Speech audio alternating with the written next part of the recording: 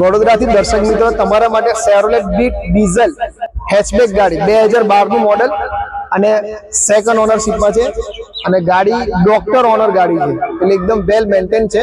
કિંમતની વાત કરીએ તો ગાડી 1,11,000 માં ગાડી આપી દેવાની છે। એક્સટીરિયર અને ઇન્ટિરિયર કન્ડિશન તમે જોઈ શકો છો એકદમ જોરદાર છે।